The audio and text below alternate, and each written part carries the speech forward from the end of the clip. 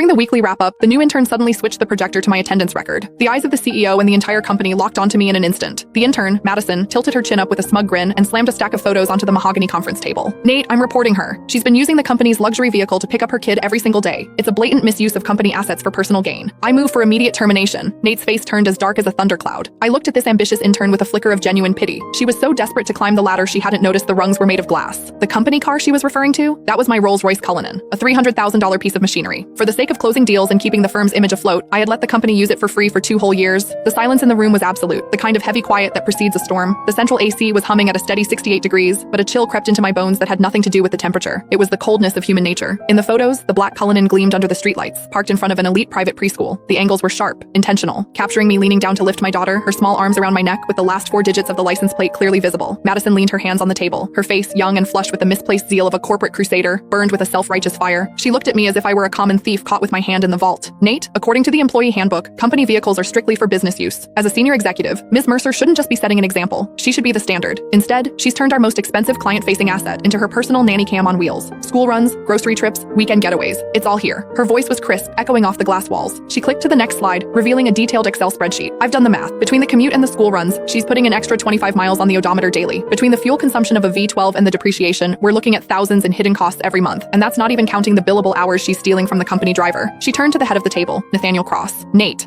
was my college classmate. He was the founder of this firm. In the early days, when he couldn't even cover payroll, I was the one who dipped into my savings to keep the lights on. Later, when we needed to project an image of success to land the big fish, my 5-year-old BMW didn't cut it. Without a second thought, I brought in the Cullinan I'd bought myself as a 35th birthday present, a car I'd owned for less than a month. I told him back then, "Take it, use it. We need the clients to see we're already in their league." That temporary favor had lasted 2 years. I paid for the gas. I paid the insurance premiums. I covered the maintenance. Sometimes when the driver was overwhelmed, I even drove to JFK myself to pick up VIPs. Everyone in this building knew that car was mine, or at least they should have. But looking at Nate now, there was no defense in his eyes. His brow was furrowed, his fingers drumming rhythmically on the table, a nervous habit he had whenever he was weighing his own interests against someone else's. "Diana," Nate finally spoke. His voice was low, coated in a professional coldness that felt like a slap. "The evidence Madison provided, is it true?" I stared at him, my heart skipping a beat. "Is it true?" 2 years ago, when he begged me for the car to save face, he said, "Diana, I'm so sorry to ask this of you. As soon as we're in the black, I'll buy you a brand new one." 1 year ago, when the cash flow dried up, I used that car as collateral for a bridge loan so he could pay his staff. He told me then, "Diana, this car is the company's lifeline. It's your badge of honor." And now, he was asking me if it was true. I scanned the room. George, the sales manager, had used that very car last week to pick up his mother-in-law from the hospital, bragging on Instagram about company perks. Now he kept his head down, intently studying his legal pad. Sarah from HR, who asked for the keys every other month for supplies but really just wanted to cruise with her boyfriend, was looking at me with a sneer, as if I were a white-collar criminal. It turns out that in the face of profit, kindness isn't just cheap, it's invisible. "What do you think, Nate?" I asked. My voice was calmer than I expected. Nate avoided my gaze.